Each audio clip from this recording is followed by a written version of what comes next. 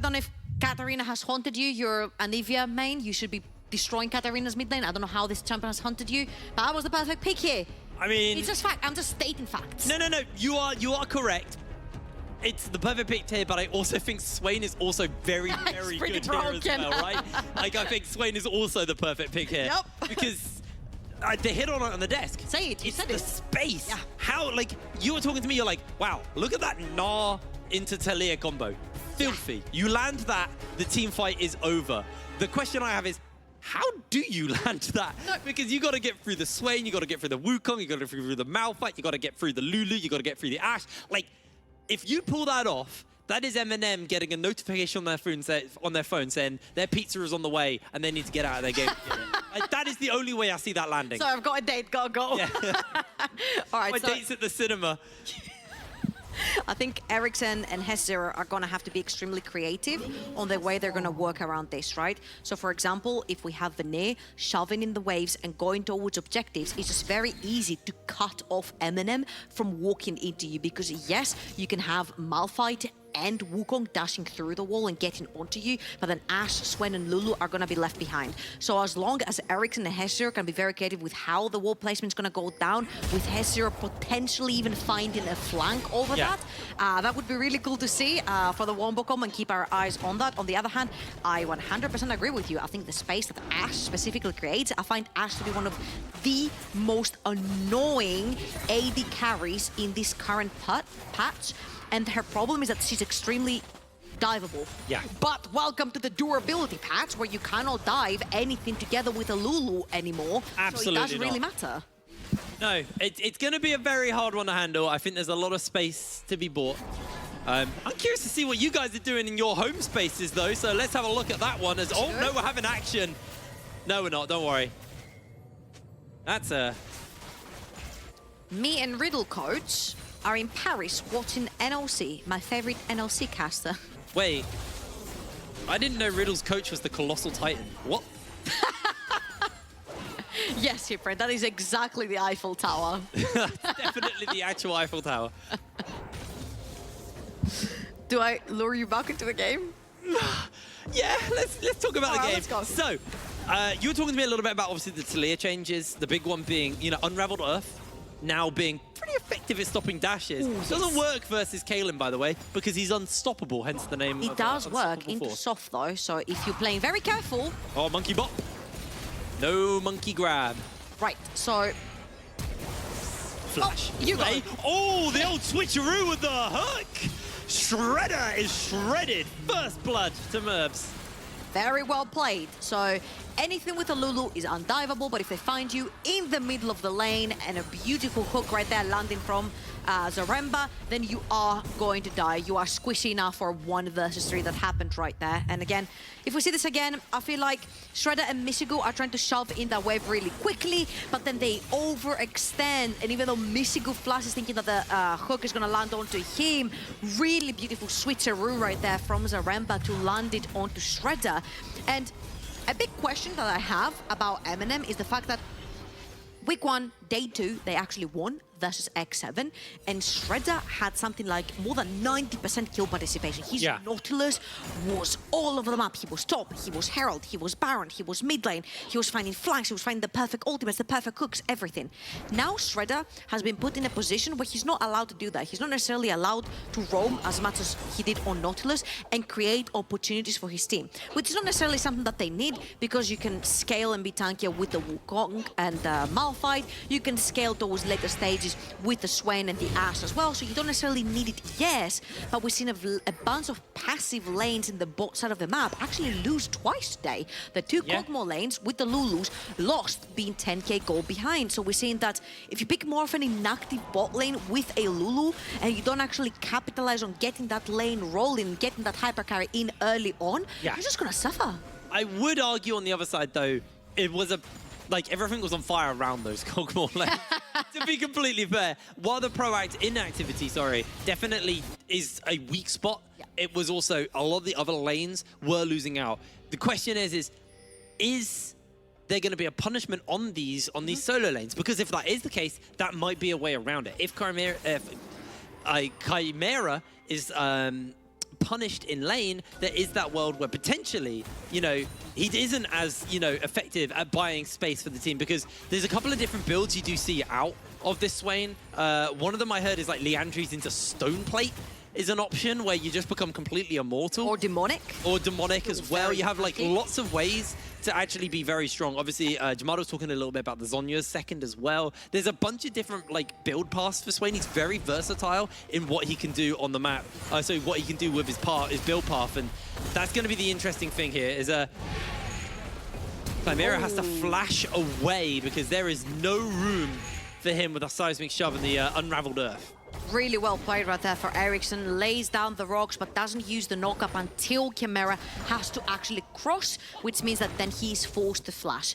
Now, one of the reasons why also Taliyah is very strong in this patch, right, apart from the fact that she can stun you while you put these rocks down and you dash through them, she stuns you for the duration of your dash, is the fact that Taliyah was usually used for side lane dives. She can access any lane, shove you between your tower and the wall, because she has placed the wall that way, and then you can very easily dive.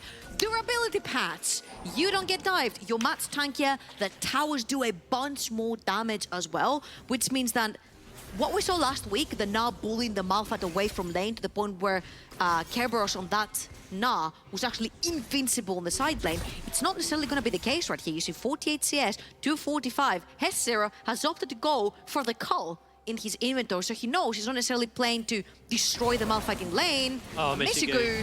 Remember, he's flashless, so he is dead, and they find the hook onto Shredder as well. Looking for the dive, he's able to jump away, but the Ignite is ticking down, and Shredder, unfortunately, his blue pot was not enough. I'm gonna say it again. Really difficult to dive a Lulu bot lane.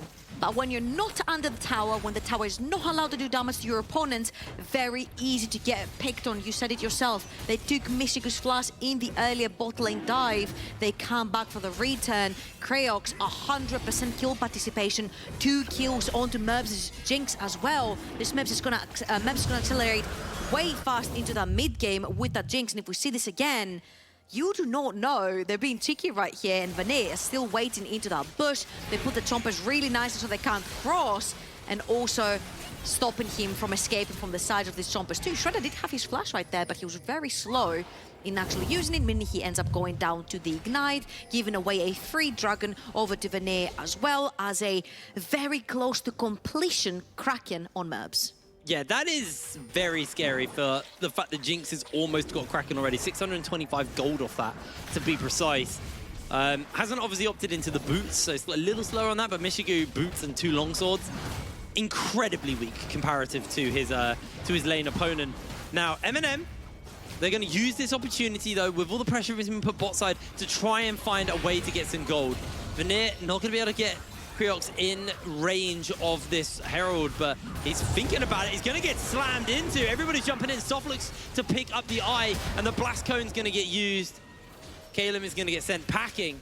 And now the question is where MNM going to use this? Are they going to use it bot lane to try and get Michigu back in? He has the Enchanted Crystal Arrow, but Merbs has to cleanse, so it's going to be very hard to find an opportunity to jump in onto him. Yeah, if that was me, I would probably try to give it to Ashe in the bot side of the map, but then you sort of force the Jinx to change lane as well. But Vanir is moving towards the bot side of the map. Ericsson can very easily cut that place, that space that Michigu is running towards, and Michigu will have to flash yet again. But at the end of the day, it's not all about the tower dives, right? The fact that you deprive Michigu right there off of 1, 2, 3 minutes of experience and gold, it means that this Ashe keeps falling a bit further and further behind. Yet another tower plating that's been cashed in by Merbs. So there's 3 tower platings that went down in the bot side of the map. To make that time investment and resource investment, the top side of the map for the refill be worth it, you need to take more than 3 tower platings with Shelly.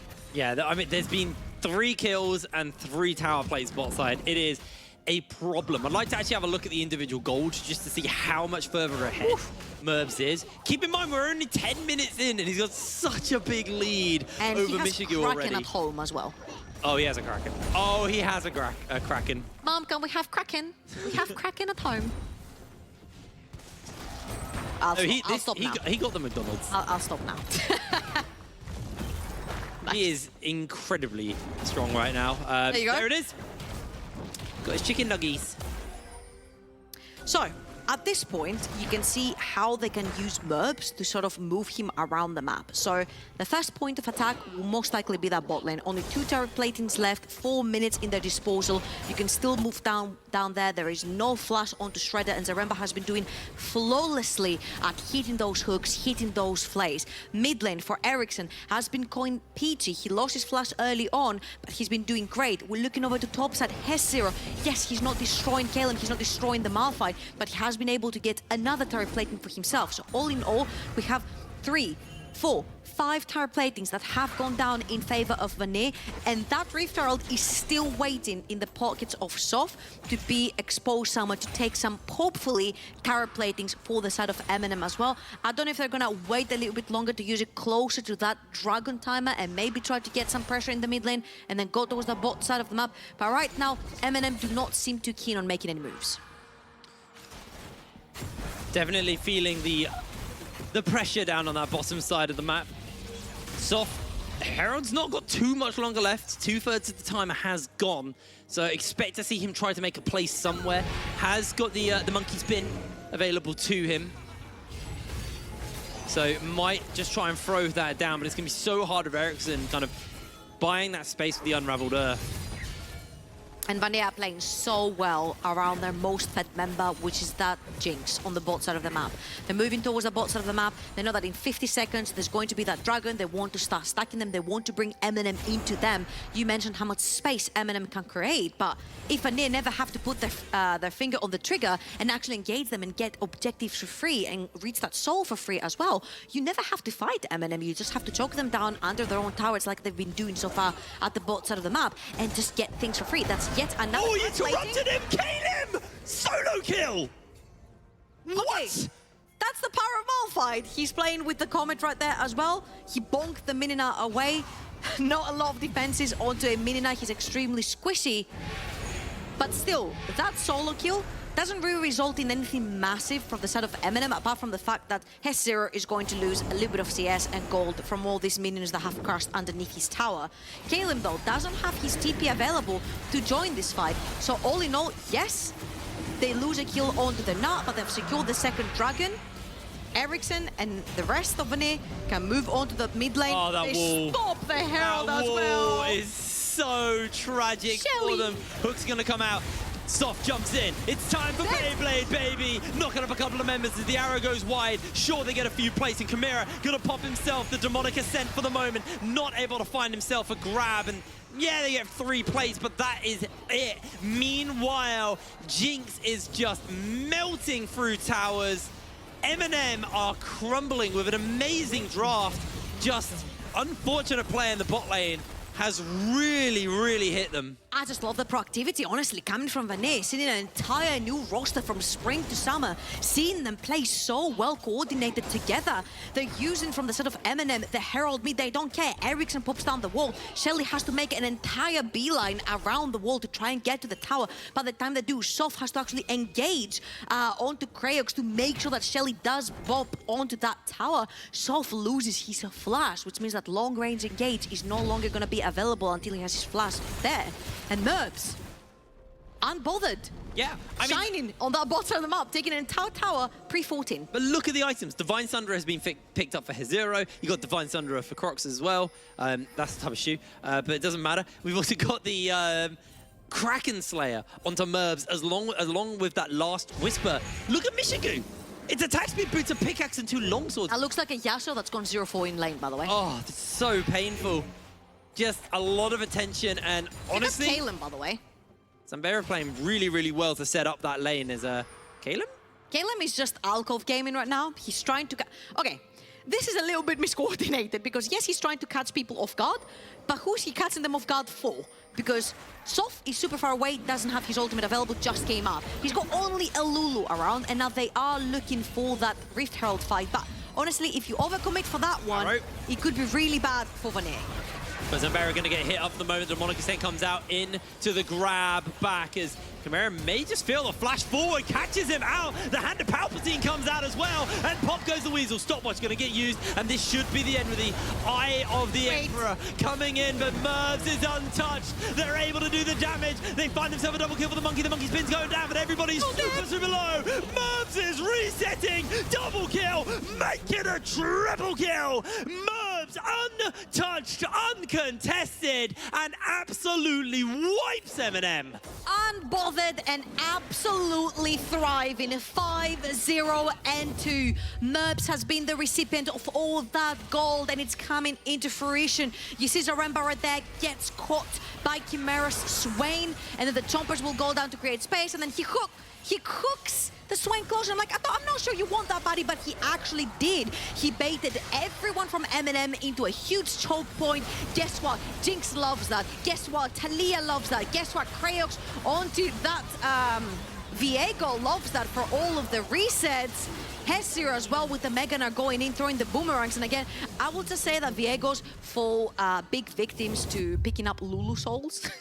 Yeah. Because they're actually like super squishy once they do, and they end up going down, like they will shield themselves and then they're dead. We saw it from MC, we've seen it from Kraox right here. Like, don't get baited by the Lulu souls.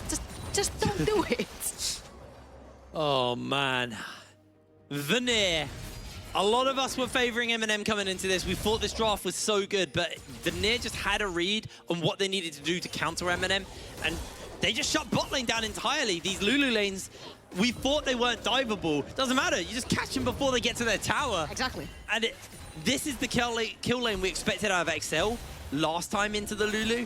This time it actually came into fruition and has worked just wonders for them. Michigu now has got the Kraken Slayer finished up onto the Ashe. And obviously the great thing about Ashe is as long as they're post 6, they still can always are. They can still always long range engage. The problem is do you go on Ericsson? No, he's got the cleanse. Do you go on Mervs? No, he's got the cleanse. So who are you actually ulting? The front line? Maybe. So we talked about the first Rift Herald as well. That pretty much was a waste when it comes to it being worth the time investment for MNM. But this one opens up mid lane. Where are you gonna put Ashe to farm? The only lane that has a tower is all the way to the top side of the map. And you don't necessarily want to have Ashe isolated all the way there, but that might just be your only option right now. You need to keep Ashe ammo where you know she's going to be extremely safe in the mid lane. Maybe with Lulu, you cannot overextend, which means you lose a lot of that attention that you had in the river. You lose a lot of that vision. The only silver lining for MNM is that the soul is going to be a cloud soul, which not necessarily a lot of teams care too much for. I would argue in this is actually quite nice because we were talking about the zone control, being able to reposition fast. The Cloud Soul can be somewhat useful in that sense. Sure, it's not a Hex Tech. I think Hex Tech is probably the ideal one for them here because it allows them to kind of keep people at arm's reach and then go on the fight when they want to. Looks like MNM are going to be able to finally cash in on their first tower, and the tower shutdown gold will do a little bit of wonders for them. But that money is going to Kalem and going to Soth. You'd rather it go into Chimera or Michigu, who are just currently stuck under tier 2 towers, catching waves and just trying to find a way to be relevant. There is a point, though, where Chimera should become very, very oppressive and hard to play. Still, I'm just really worried because I'm looking at the MNM roster and I'm like, who's supposed to do massive damage here? Sure, the Wukong does relatively okay damage. Sure, Swain does relatively okay damage. Sure, Ashe does relatively okay damage, but I've used the word relatively for all 3 of them. Yeah. None of them gives me hyper carry material, like a Jinx, like a Victor. Yeah, it's definitely not hyper carry. What it is it's sustain and survive and just chip away slowly. And, you know, there isn't that much recovery for the side of Vanir, so in an extended fight, I do think MNM are probably quite okay, but then it's also extended fight versus Jinx. Yeah, also not particularly really nice. So it's like, either way you look at it, like, who actually wins out in these long fights? I think it just comes down on if these teams are equal in gold and items, it comes down to how well they play it, because you have the ability to buy space with MNM, but if Jinx just gets set up and gets resets, it's over. Yeah. Exactly. I 100% agree with you. And the fact that Vanir have been playing the side lanes so well, look at this. They're picking onto Caleb. Caleb has to use his ultimate. He's no longer a threat to the Jinx. You know what? The Jinx can actually push forward right now. Once they spot where the Wukong is, you use Merbs onto the Jinx, you take yet another tower, or you move further into the jungle. So I think that Vanir have been playing very cleverly around a lot of the cooldowns and a lot of the summoner spells that MNM do or do not have. And right now, taking Caleb's ultimate, yes, it's a very short cooldown. He almost has it back up. Almost half of it is already done, but now at least you know that for this time of duration, you can actually pressure top side, and the only thing you care about is seeing where the Wukong is. Once you've spotted them, you can move back. This is a very important game for both of these teams because they are currently 1-1 each. So on the standings, this can kind of slingshot you forward a little bit going into Wednesday and potentially give you a better week 2 and a better standing going into the later weeks. So it's a very important game for both of these teams. Now, the one good thing for MNM is they did beat X7, so they don't have like scary X7 to potentially come up. I know X7 didn't have a particularly great week 1, but that has played into their favor somewhat. Now they're ramping up, so you definitely want to have that X7 game out of the way. You missed your window. They got there, but yeah, that was definitely a good window for MNM to find a win there. But does raise a couple of questions that, you know, they do look a little bit scared right now. They do still have a good team to work around, but it's a matter of them actually hitting, you know, the power spikes, hitting the opportunities. Because at the moment, the biggest problem that MNM have is they don't really have any vision. Like, they're slowly trying to reclaim some of this red side jungle and some area around this Baron. Because obviously the Baron is a very scary thing. You got the Jinx, she can shred through that Baron. She's 5-0-2. Like, Jinx will absolutely end Baron. I think a little bit of the head scratcher is some sort of like difference in the stylistic that they've drafted here, because like Malphite Wukong talks to me about diving really deep into the enemy backline, finding that Jinx, finding that Taliyah, who are both immobile, fair enough, but you also have a Thresh there and you have a Gnar, and they can defend that, whilst the rest of your team, what they want to do is create space and peel back versus a team that doesn't necessarily want to engage into you. If Zaremba lands a hook, then Taliyah can chain that with a knockback, and then you blow someone up, and suddenly it's a 4 versus 5. So I feel like the draft is not necessarily favoring them too much, and even though I felt like Wukong maybe should have done a little bit more in the early game to try and get a lane ahead, but the fact that Chimera was losing mid lane, Mystico and Shredder were dying all the time towards the bot side of the map, Caleb is playing Malphite, I think Soph had no options. Yeah, completely right there. Well, it looks like Soph is in the wings with Shredder right now, seeing if they can potentially spot out to Ericsson. This does leave Mishigu alone in that mid wave, but Mishigu pretty comfortable right now just to keep farming up. And, you know, the more time we tick by for MNM, the happier they are just because of how big the gold lead is. Sure, you don't want the time to tick by versus a Jinx, but when you're already 7,000 gold down, you'd rather just chill, hope that your Ashe can get some items under her belt, and then hope that maybe this Swain becomes tanky enough, because it does look like, with that Warden's Mail in the inventory, this is going to be a Frozen Heart build, yeah. It already appears in Calem's inventory, so I'm wondering maybe this is maybe a Randuin's would be a better choice right now, but Soph has been caught, has to dash out, has to get out of dodge really quickly, which means that the soul is going to go towards Vanir. And I will agree with you, it's not one of the strongest souls that we can have in the game. We talked about this earlier, but being able to space yourself out, moving faster for Zaremba as well to try and land these hooks, try and land these flays, might be the game changer that they actually need right here. What I'm really worried is that MNM don't necessarily have a really easy way to face check unless they have Caleb around onto the Malphite. They cannot necessarily walk into the jungle when it's blind. But crucially, it also gives us a very early Elder. Absolutely. That's the big thing, because you've already got a very fed Jinx. Like, MNM have already shown that they just don't want to fight. They don't want to. They want to wait this game out as much as possible. Elder is on the map in 6 minutes. Are MNM going to get significantly stronger in 6 minutes' time? I would argue probably not in the current state of things. So, Vanir should realistically be able to pick up this Elder. First things first, Baron is still in the game. Yeah. And at this point, Vanir have all the control that they want around the Baron, meaning that you have your own jungle warded, and then you have Ericsson's wall onto the Taliyah. You can cut out members of MNM. Merbs. Instantly goes in for the clangs. Lantern comes out. Ooh. Caleb did flash there, as actually they do find a good hook on to Caleb. That's not the hook you want. Probably don't really want Dwayne The Rock Johnson, but he might see if he can turn it around. Nope, able to waddle away. But that was Calem's flash right there that was actually expended. So you will see it coming. If you see the unstoppable force, it's going to be very easy to dodge. It's going to be very easy for Mevs to actually flash away from it and survive for himself. So flash down on Calem is huge. That means Vanir can actually walk inside that top quadrant of Soft's jungle and try to ward it. Ericsson still has his wall. No, will have his wall very quickly. Yeah. And Hes0 is mini now for now. Mishigu does have that Ash Arrow up soon, though. Merb's a while away from that cleanse. So if Calem hadn't flashed, that would have been a very worth play, because at that point you can kill Merbs. And Merbs is worth 1,000 gold. Merbs is not a small shutdown at all. And he's overextending, and look at Michigu's timer. Like, you have the lantern, but you can't click it if you get hit by that Ash. So but now it's MNM's chance. It's MNM's chance. You do have the hyper carry in the likes of Ash. You have the boosters right there coming in from the Lulu that can actually bait Vanir into face checking this, but all they want to do is just go in, clean the vision. They have been spotted from the Scuttle Crab as well, and this is starting to become a very slow-paced game. And where I was looking at Merbs, I'm like, he's got the stopwatch, he's got the BF sword, and maybe a Guardian Angel wouldn't be the worst choice right here. Since he still has the stopwatch available in his pocket, I'd much rather that he went straight into the Infinity Edge. This is going to shred through even the Malphite with the Frozen Heart. He's able to still flash away or stopwatch the Unstoppable Force or the dashing in from Soft. So, again, Vanir are using the numbers advantage. They are using their items advantage to take control, to take vision of the top side of the map.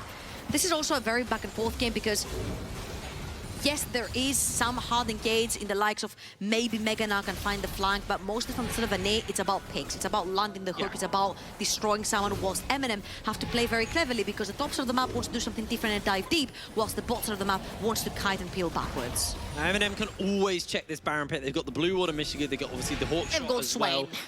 And they've got Swain. They've got lots of tools to be able to get close enough to it. They've got that Ash Arrow. Merbs almost got that cleanse back though. So either Vanir's mid tower needs to fall here while they're using that as an opportunity, or they need to find a pick and a fight, because otherwise this is just a bit of a waste of Calem's flash and obviously that potential pick earlier. So MNM, they're okay with the way it's gone, but we do need to see something from them because this is very, very passive. You know what? I think you were right when you said, you know what? In 6 minutes' time, we have Elder Dragon coming up. I think this is going to be the fight. I'm like, surely not. Like, Baron is still up and available. There's no way they're going to wait until Elder is up. I think we might just have a fight for Elder. I think this might just be it, because in 2 minutes it's coming up. Vanir and MNM are unwilling to commit to the Dragon because they know the costs from both sides. They can both end up going down. The game is still pretty close, even though it's 7,000 gold in the lead for Vanir. MNM can still change this around. Yeah, it's weird because I'd say it's not close, but MNM are playing it in a way that means that, you know, Vanir do play in that back of the mind and going, well, we could actually still lose a fight. Yeah. There is that world where, you know, the Ash just slows us all down. The CC, obviously the Swain, making lots of space, and they're respecting towards that. They do still have Soul. They do still have that 7,000 gold lead. Vanir are definitely very far ahead right now, but they are playing respectfully for MNM, hence why this game feels like the brakes have kind of been put on since that Soul was taken. And again, we're playing this sort of back and forth game, right? Where you're pushing in that mid wave, you're setting down the vision, then Malphite walks in together with Wukong and they take the vision back. But 1 minute remaining until that Elder is up. Chimera is shoving in that wave. Somebody has to reply from the side of Vanir, but because they know, again, that they have the numbers advantage in the mid lane, they're going to shove in that tower. Hes0 has been building up that bot lane wave as well. So again, yes, I understand it's a very slow game, but again, when you play it into Lulu, Swain, and Ash, it is going to be a very slow approaching game. And Vanir so far have been playing flawlessly around numbers advantage, summoners advantage, ultimate advantage. Seeing actually the Crystal Scepter, second for Chimera. Did just pick up that Warden's Mail for a bit of armor to deal with Merbs. We'll probably translate that into an item a little later. But the Crystal Scepter obviously able to buy quite a lot of space. Slow as well. Yes, it's very much that zone control comp from MNM. It's, are they going to be able to use it? Are they going to be able to actually effectively make it work for them? Chimera is pretty strong right now. He's level 15. Would ideally like to be level 16, but Elder Dragon spawning up. MNM actually have a pretty good track, and that's a hook on for the moment. Threshold. Yeah, the box does go down. That's actually pretty big. That is one of your zone controls completely gone from the game. The Elder Dragon has been started from MNM as well. Ash is going to join from the side. Hesser is just about to drop off of Megana into Mini. I think right here, Oh, what a wall. MNM. Oh, that wall might actually just have done it. Volley's going to go down to slow. MNM can now move in. Chimera gets caught out by the seismic shove and loses a lot of HP. These are the tools. These are Vanir's tools to actually zone them away. Soft. He's on a pink ward. No one spotted him out. Chimera still got that flash, still got that ghost. He's looking to jump in. Soft, gonna jump in. Throws out the Beyblade. Instantly caught out. This fight is breaking out already. They've got themselves 1 kill already. It's gonna be onto Caleb. He's missed that ultimate. Croc's able to take down the carry. And Vanir are just walking through MNM. The marshmallows are toasted. And it is an absolute slaughter. Complete failure of a fight from MNM. Merbs, you are such a freaking beast! His reflexes on that flash from Soft diving in from complete darkness were insane. 7, 0, and 4. Undying in this game where everything wants to jump on him. It looked like MNM just lost bot get lane and then just lost hope that game. It was just catastrophic for them. You know what? Vanir played that very, very well. We had our expectations